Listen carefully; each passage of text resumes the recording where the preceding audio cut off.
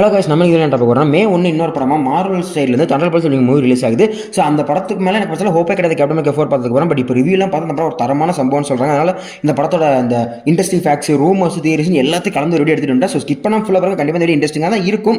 And one second சொல்லணும்னா, this lazy river, welcome to my YouTube channel.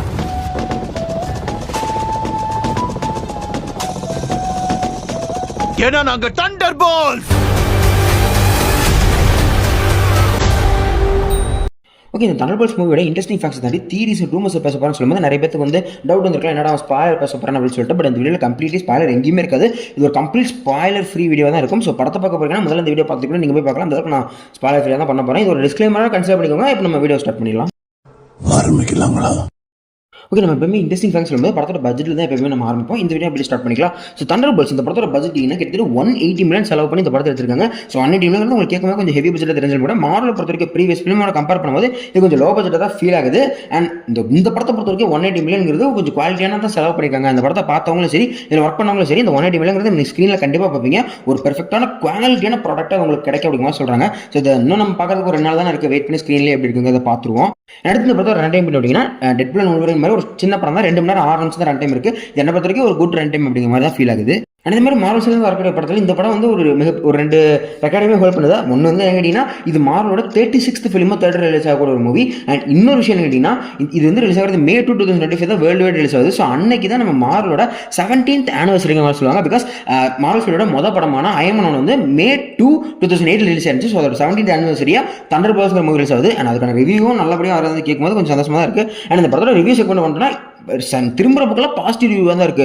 Rotten டொமேட்டோஸ்ல 95% debit ஆனது. இப்போ வந்து 130 ரிவ்யூஸோட நான் பார்க்கும்போது 88% இருக்கு. IGN 10க்கு 7, IMDbல 8, இந்த மாதிரி ஏகப்பட்ட பேர் செம்ம ரிவ்யூவாக தான் கொடுத்துட்டு இருக்காங்க. ஸோ படம் தரமாக இருக்குங்கிறத நம்புறேன். வெயிட் பண்ணி பார்ப்போம் எப்படி இருக்குன்னு சொல்லிட்டு.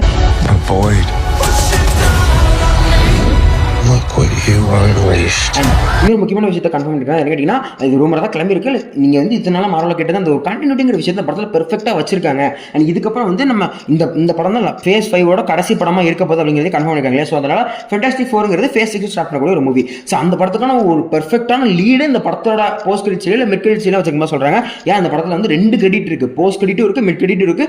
ரெண்டுமே பெருசாக முக்கியமானதான் தான் வச்சிருக்காங்க. எதுவும் எரிச்சப்படுற மாதிரி இருக்காது அப்படிங்கிற மாதிரி இப்போதைக்கு சொல்லியிருக்காங்க. ஸோ இந்த 2ல் ஏதோ ஒன்று வந்து ஃபேண்டாஸ்டிக் 4 சம்மந்தப்பட்டதாகவும் அண்ட் இன்னொன்று இந்த அவெஞ்சர்ஸ் டூம்ஸ்டே இல்லை மார்வலோட அடுத்தபடி என்ன அப்படிங்கிறத டீஸ் பண்ணக்கூடிய ஒரு போஸ்ட் கிரெடிட்ஸ்னா முக்கியமானதாக இருக்கும். எக்ஸாம்பிளுக்கு கேப்டன் அமெரிக்கா 4 மாதிரி கண்டிப்பாக இருக்காது. இந்த படத்தில் கூட இந்த போஸ்ட் கிரெடிட்ங்கிறது கொஞ்சம் முக்கியமாகவும் யூனிக்காகவும் இருக்கும் அப்படிங்கிற மாதிரி கன்ஃபார்மாக சொல்லியிருக்காங்க.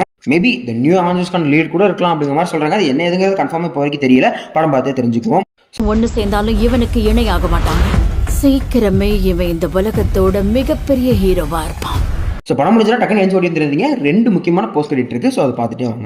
இந்த படத்தில் இந்த தண்டர்போல்ட்ஸில் இருக்கக்கூடிய 9 கேரக்டர் தாண்டி இந்த படத்தில் ஒரு முக்கியமான கேரக்டர் இருக்காங்க. அதான் பாப் கேரக்டர். அவர் யாருங்கிறது உங்களுக்கே தெரிஞ்சிருக்கும். ஸோ அந்த கேரக்டருக்கான கேஸ்டிங் வந்து முதல்ல ஸ்டீவ் யான் அப்படிங்கிற ஒரு ஆக்டர் தான் பண்ணியிருப்பாங்க. ஸோ அது ஒரு கிட்டத்தட்ட எனக்கு ஒரு பெர்ஃபெக்டான கேஸ்டிங் மாதிரி தான் ஃபீல் ஆச்சு. பட் வேறு பிரச்சனைகள் இல்லைங்க. இந்த ஷெட்யூல் கான்ஃப்ளிக்ட் மாதிரி சொன்னாங்க. பட் அதெல்லாம் கிடையாது. அவரோட ஃப்ரெண்டு வந்து இவர் இந்த மாதிரி கேரக்டர் மார்வல் ப்ளே பண்ண போகிறாங்கிறத லீக் பண்ணிட்டாரு. ஸோ அதனால் இவர் வந்து ஃபயர் பண்ணிட்டாங்க. பட் அது ஒரு பெர்ஃபெக்டான கேஸ்ட் இருக்கும். இப்போ வந்து லூயிஸ் பால்மன் அப்படிங்கிறவரை கேஸ்ட் பண்ணியிருக்காங்க. அவருமே கிட்டத்தட்ட கொஞ்சம் ட்ரெயிலில் பார்க்கும் உங்களுக்கே ஃபீல் இருக்கும். கொஞ்சம் பெர்ஃபெக்டாக இருக்கிற மாதிரி தான் எனக்கு ஃபீல் ஆயிருந்துச்சு. பட் ஸ்டில் ஸ்டீவன் யான் மிஸ் பண்ண தான் செய்யறேன். அவர் வேறு ஏதாவது கேஸ்டிங்கில் மார்க்குள்ள வராங்கிறத பார்ப்போம். அடுத்து தண்டர்போல்ட்ஸ் வந்து நம்ம டாம் க்ரூஸ் வந்து மிஷன் இம்பாசிபிள் பண்ண தெரியுமா, அந்த மாதிரி ஒரு சம்பவம் உள்ள அடங்கியிருக்கு. நம்ம ஃப்ளோரன்ஸ் பிக் கேரக்டர் இருக்காங்களா, ஸோ அவங்க வந்து இந்த படத்துக்காக ஒரு மிகப்பெரிய டாலஸ்ட் பில்டிங்லேருந்து குதிச்சிருக்காங்க. லைக் 2722 feet டால கூட ஒரு பில்டிங்லேருந்து அவங்க குதிச்சிருக்காங்க. லிட்டரலி வந்து ஒரு ஸ்டண்டபிள் வச்சு பண்ண வேண்டிய சீக்வன்ஸாக இருந்தால். பட் இவங்க வந்து நானே பண்ணிக்கிறேங்க மாதிரி சொல்லி அதை அவங்களே ஜம்ப் பண்ண மாதிரிலாம் சொல்லுவாங்க. இதுக்குன்னு ஒரு இன்டர்வியூவே இருக்கு. டைம் செக் பண்ணி பாருங்க. அந்த இன்டர்வியூல ஹோல் சினாரி அது எப்படி நடந்துச்சு, அதை எப்படி மேக் பண்ணாங்க, அதுக்கான பில்ட் என்னங்கிறத கம்ப்ளீட்லி சொல்லியிருப்பாங்க. அது கொஞ்சம் ஃபன்னாகவும் கேட்கும்போது. அண்ட் அடுத்த விஷயமா அந்த படத்தில் இந்த ரேச்சல் வைஸ் கேரக்டர் இருப்பாங்க. அதாவது நம்ம பிளாக் விடோட அம்மா வருவாங்களா மேலாங்கிற கேரக்டரில். ஸோ அவங்க மேபி அவங்களோட ரோலை ரெப்ரேஸ் பண்ணுறதுக்கான வாய்ப்புகள் இருக்குது அப்படிங்கிற மாதிரி சொல்கிறாங்க. இது கன்ஃபார்மெலாம் சொல்ல முடியல. அண்ட் இதெல்லாம் நல்லா போயிட்டு இருக்கும்போது நம்ம மார்வல் ஸ்டுடியோஸோட இந்த விஷுவல் டெவலப்மெண்டோட டேரக்டர் ஒருத்தர் இருப்பாரு, ஆண்டி பாக்னு சொல்லிட்டு. ஸோ அவர் ரீசென்ட்லி ஒரு இன்டர்வியூல இந்த ஒரு தண்டர்போல்ட்ஸை பிளாக் விடோட ஒரு ஸ்பிரிச்சுவல் சீக்வல் அப்படிங்கிற மாதிரி மென்ஷன் பண்ணியிருந்திருக்காரு. அவர் எந்த வகையில் அதை சொல்ல வரான்னு தெரியல. மேபி அந்த படத்தோட கண்டினியூஷன் எதுவும் இந்த படத்தில் இருக்குன்னு நினைக்கிறேன். ஸோ அதனால் அப்படி சொல்லியிருப்பாரு போல. பட் இது எந்த வகையில் அமைய போதுங்க எனக்கும் தெரியல. இந்த ஆக்ட்ரஸோட இன்டர்வியூங்கிறத தாண்டி இந்த படத்தோட டேரக்டர் கூட ஜாக் ஸ்க்ரேயர் நிறைய இன்டர்வியூ கொடுத்துருக்காரு. ஸோ டைம் கிடச்சா அவரோட இன்டர்வியூ செக் பண்ணி பாருங்க. பிகாஸ் அந்த குறிப்பிட்ட ஒரு இன்டர்வியூல வந்து இந்த படத்தில் அந்த சென்ட்ரியோட பவர் இருக்குது தெரியுமா, அந்த ஷேடோ பவர், அதை எப்படி அவர் வந்து ரைட் பண்ணார், அதை நியூக்ளியர் பிளாஸ்ட் அப்படிங்கிற விஷயத்தை எக்ஸாம்பிள் வச்சுக்கிட்டு எப்படி அதை மேக் பண்ணி ஸ்க்ரீனில் கொண்டு வந்தாங்க விஷயத்தை டீட்டெயிலாக எக்ஸ்பிளைன் பண்ணியிருப்பாரு.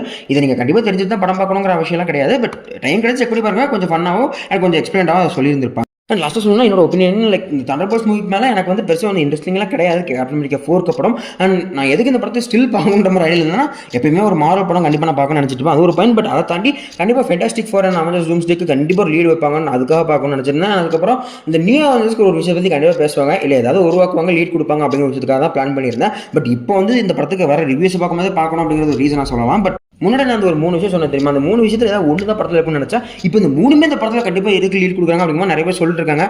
லிட்டில் பில் கொஞ்சம் ஹைப்பாக தான் இருக்கேன். இந்த படம் இந்த அளவுக்கு டெலிவரி பண்ண போகிறது வெயிட் பண்ணி தான் பார்க்கணும். அண்ட் இந்த படத்தை பார்க்க போகிறீங்க, டிக்கெட் புக் பண்ணிங்கன்னா உங்களுக்கு நான் கொடுக்கக்கூடிய ஆஃப் பீஸ் ஆஃப் அட்வைஸ்னா ட்விட்டர் பக்கமாக இன்ஸ்டாகிராம் பக்கமாக தயவு செஞ்சு போயிடாதீங்க. செம்ம ஸ்பைலாக சுற்றிட்டு இருக்கு. எனக்கு ஏதாவது 1 or 2 கேமியோஸ் கண்டிப்பாக இருக்கலாம். பெரிய கேமியோஸ் எதுவுமே எதிர்பார்க்காங்க, சிம்பிளான கேமியோஸ் கண்டிப்பாக இருக்கும். பட் அதை ஸ்பாயில் பண்ணிட்டு போயிடாதீங்க.